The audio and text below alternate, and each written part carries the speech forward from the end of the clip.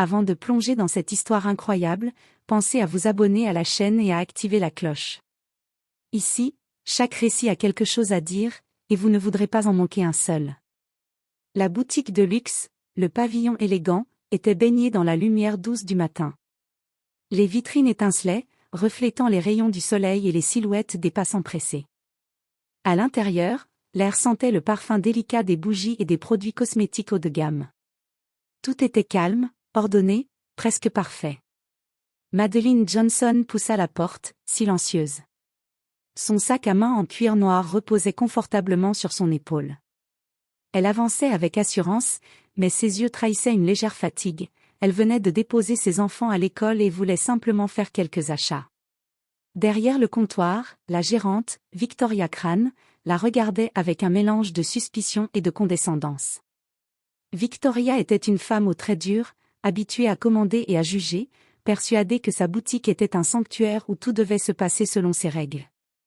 Lorsqu'elle aperçut Madeline, elle fronça légèrement les sourcils, sans raison apparente, mais son instinct ou plutôt ses préjugés la mettaient déjà sur la défensive. Madeline parcourait calmement les rayons, touchant les tissus avec délicatesse, comparant les prix dans sa tête. Puis, à un moment, elle glissa un petit article dans son sac. Non pas par vol, mais parce qu'elle venait de recevoir un message urgent sur son téléphone et avait été distraite. Ce geste innocent ne passa pas inaperçu aux yeux de Victoria. Victoria s'approcha, la voix tranchante. « Madame, vous êtes en train de… » Avant même qu'elle finisse, Madeline leva les mains, surprise et confuse. « Je ne comprends pas, je ne… » Mais les mots de Madeline étaient noyés par l'alarme que Victoria venait de déclencher. Les employés se figèrent, les clients se tournèrent, et l'air sembla se charger d'électricité. Victoria appela la police, persuadée d'avoir découvert une voleuse. Les regards se tournèrent vers Madeline, certains choqués, d'autres curieux, tandis qu'elle essayait, avec calme et dignité, de leur expliquer qu'elle n'avait rien fait. Dans un coin de la pièce, personne ne remarqua le petit bracelet en argent autour du poignet de Madeline, un bracelet discret que seul son mari aurait reconnu. Car derrière cette femme apparemment ordinaire, se cachait une vérité que personne dans cette boutique ne soupçonnait. Elle était mariée à Marcus Johnson, un agent influent du FBI, un homme dont le nom seul pouvait changer le cours des événements à venir. Ce matin-là, une simple accusation allait transformer une boutique luxueuse en théâtre de honte, de révélation et de pouvoir. Madeline Johnson avançait lentement entre les rayons impeccablement alignés de la boutique. Ses yeux parcouraient les produits avec soin, mais son esprit était ailleurs. Elle pensait à ses enfants et à la réunion qu'elle devait tenir plus tard. Elle n'avait aucune idée que ce simple passage allait bientôt la plonger dans un cauchemar public. Victoria Crane, la gérante, la suivait du regard depuis le comptoir. Elle plissa les yeux en voyant Madeline toucher un petit étui à bijoux. À ce moment précis, son cerveau se remplit d'une certitude irrationnelle, cette femme est en train de voler quelque chose. « Madame » cria Victoria, la voix tremblante d'indignation et d'autorité. Madeline sursauta et se retourna, étonnée. « Oui, je peux vous aider » demanda-t-elle calmement. Victoria s'avança, le visage rouge de colère. « Vous essayez de voler dans ma boutique. Sortez ce que vous avez mis dans votre sac. » Madeline, choquée, ouvrit son sac lentement, les mains légèrement tremblantes. « Je ne prends rien, je vous assure, je ne comprends pas pourquoi vous… » Mais Victoria ne voulait rien entendre. Elle appela la police, sa voix tranchante résonnant dans tout le magasin. Les clients présents commencèrent à murmurer, certains choqués, d'autres prenant discrètement des vidéos avec leur téléphone. Madeline sentit son cœur battre à toute vitesse, tandis que la peur et l'humiliation se mélangeaient dans sa gorge. 2 policiers arrivèrent rapidement. L'un d'eux, jeune et nerveux, regarda Madeline avec suspicion. « Madame, pouvez-vous nous expliquer ce qui se passe ?» Madeline leva les mains, tentant de rester digne malgré l'humiliation. « Je vous assure, je n'ai rien volé, je faisais juste mes courses. » Victoria, furieuse, s'interposa. « Vous mentez. Nous avons tout vu. Ne jouez pas à la victime. » À ce moment-là, un murmure se fit entendre parmi les clients. L'un d'eux chuchota, « Attendez, ce n'est pas juste, regardez son bracelet, ce n'est pas une voleuse. » Mais avant que quiconque ne puisse comprendre quoi que ce soit, Madeleine fut escortée vers l'extérieur par les policiers, sous les regards accusateurs et les jugements silencieux de tous les témoins. Elle inspira profondément, essayant de garder son calme. Elle savait qu'elle devait rester forte, mais elle ignorait encore à quel point cette accusation allait révéler des vérités qui changeraient la vie de Victoria, et la sienne. Madeleine restait debout sur le trottoir, la tête haute malgré la honte et le regard des passants. Son cœur battait encore à tout rompre, mais elle savait que perdre son sang-froid ne ferait qu'empirer les choses. Les policiers, perplexes, l'escortaient vers leur véhicule. L'un d'eux, le plus jeune, consulta rapidement son terminal portable et s'arrêta net. Ses yeux s'écarquillèrent. « Attendez, vous êtes marié à Marcus Johnson ?» demanda-t-il, sa voix trahissant à la fois la surprise et la nervosité. Madeleine hocha lentement la tête. « Oui, et alors ?» Le policier baissa la voix. « C'est un agent du FBI, très haut placé. »« Vous êtes sa femme ?» La gérante, Victoria, restée à l'intérieur avec un autre policier, entendit la conversation à travers l'oreillette. Son visage pâlit instantanément. Elle comprit trop tard qu'elle venait de déclencher une tempête qu'elle ne pourrait jamais contrôler. Sa boutique, son autorité, tout ce qu'elle pensait maîtriser, était sur le point de s'effondrer. Pendant ce temps, Madeleine se souvenait du regard de Victoria, plein de mépris et de certitude. Elle inspira profondément et dit calmement.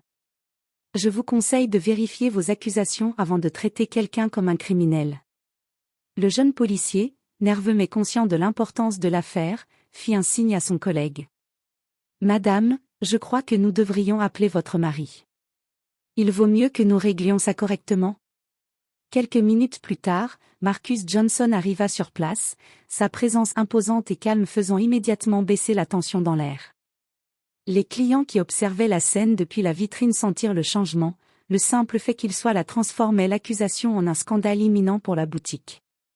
Victoria, incapable de masquer son effroi, murmura à voix basse.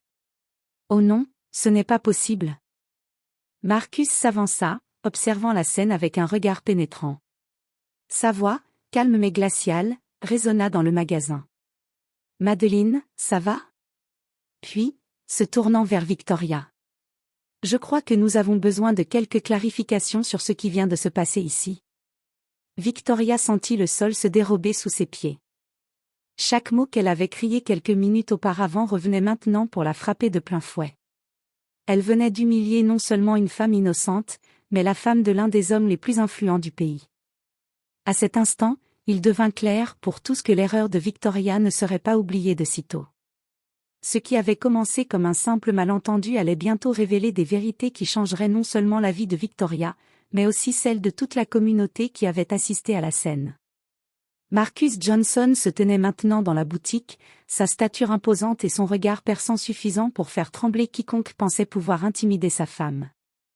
Madeleine, bien que toujours affectée par l'humiliation, resta à ses côtés, se sentant soudainement protégée. Victoria Crane, quant à elle, sentit la panique s'emparer de tout son corps. Son visage, jadis fier et dominateur, était maintenant marqué par la peur. Elle recula instinctivement, les mains légèrement tremblantes, tandis que ses employés l'observaient avec un mélange de gêne et de curiosité. Marcus, avec un calme glacial, s'adressa à elle. « Madame Crane, je crois que vous me devez des explications. Pourquoi avez-vous accusé ma femme d'un vol imaginaire, devant tout le monde ?» Victoria bafouilla, cherchant ses mots. « Je pensais. Elle s'arrêta, consciente que rien de ce qu'elle dirait ne pourrait effacer l'humiliation qu'elle venait d'infliger. Les clients, qui avaient continué à observer la scène depuis les vitrines, commençaient à murmurer et à enregistrer les événements sur leur téléphone. Le buzz de la situation grandissait à vue d'œil, et Victoria sentait son autorité s'effondrer devant chaque regard accusateur. L'un des policiers, nerveux, intervint. « Madame Crane, il semble que nous ayons affaire à un malentendu, et à une situation très sensible. » Mais Marcus ne voulait pas seulement corriger le malentendu, il voulait que justice soit visible, que Victoria réalise pleinement la gravité de ses actes. D'un geste précis, il demanda au jeune policier de noter chaque détail de l'incident et de signaler la conduite discriminatoire et humiliante de la gérante. Victoria sentit la chaleur lui monter au visage. Elle comprit alors que sa boutique allait devenir un scandale public, relayé par les médias locaux, et peut-être même au niveau national. Ses employés échangeaient des regards furtifs, certains se sentant mal à l'aise, d'autres presque satisfaits de voir leur gérante rabaissée publiquement. Madeleine, reprenant confiance, s'adressa calmement à Victoria. « Je n'ai rien volé. Vous avez jugé sans savoir. Et vous devez maintenant assumer vos actes. » Victoria, la gorge nouée et incapable de répondre, hocha la tête en silence. Pour la première fois, elle comprit la profondeur de son erreur. Sous-estimer une personne à cause de sa couleur de peau ou de son apparence pouvait coûter bien plus cher que quelques minutes de satisfaction ou de pouvoir illusoire. Le magasin, autrefois lieu de prestige et de contrôle, était maintenant le théâtre de sa propre chute. Et au dehors, les clients continuaient à filmer, à chuchoter, et à réaliser que ce qu'ils venaient de voir n'était pas qu'un simple incident de vol, mais une leçon publique sur l'arrogance et les préjugés. Le lendemain matin, l'incident de la boutique avait déjà fait le tour des réseaux sociaux et des médias locaux. Des vidéos de Victoria accusant Madeleine avaient été partagées des centaines de fois, et le nom de la boutique était désormais associé à l'humiliation et à la discrimination. Victoria Crane, seule dans son bureau, relisait les rapports de police avec un mélange de peur et de désespoir. Chaque mot rappelait sa faute, son jugement hâtif, son arrogance et son racisme latent venaient d'être exposés au grand jour. Même ses employés, ceux qu'elle pensait loyaux, la regardaient désormais avec méfiance et distance. Pendant ce temps, Madeleine et Marcus avaient repris leur routine, mais avec un sentiment de soulagement et de dignité restaurée. Marcus avait personnellement pris contact avec la direction du FBI pour s'assurer que la conduite de Victoria et de certains employés serait signalée et suivie. Il ne s'agissait pas seulement de vengeance, mais de justice et de prévention de futurs abus. Victoria fut appelée à rencontrer un représentant juridique de la boutique et un agent du FBI. Chaque détail de ses actions était passé au crible. La sanction ne tarda pas, elle fut suspendue, ses erreurs documentées officiellement, et elle devait suivre une formation obligatoire sur la diversité et le respect au travail. Sa réputation, autrefois impeccable, était désormais ternie de façon irréversible. Dans le même temps, les clients et les voisins commencèrent à comprendre l'histoire complète. Ceux qui avaient assisté à la scène de l'extérieur réalisèrent qu'ils avaient été témoins non seulement d'un malentendu, mais d'une leçon publique sur le respect, la dignité et l'importance de ne jamais juger quelqu'un sur des préjugés superficiels. Madeleine, face à cette reconnaissance, se sentit enfin libre de l'humiliation subie. Elle avait prouvé que sa valeur ne dépendait pas des jugements injustes des autres. Victoria, quant à elle, ne pourrait jamais oublier la force et la dignité de Madeleine. Chaque fois qu'elle reverrait ces images, elle se souviendrait de la leçon apprise à la dure. Sous-estimer quelqu'un, ou juger sur l'apparence, peut avoir des conséquences désastreuses, bien au-delà de ce qu'on imagine. La boutique reprit ses activités, mais avec une atmosphère différente, respect et prudence remplaçaient arrogance et certitude. Et Madeleine, main dans la main avec Marcus, quitta le magasin ce jour-là avec la conscience tranquille et un sentiment de victoire silencieuse.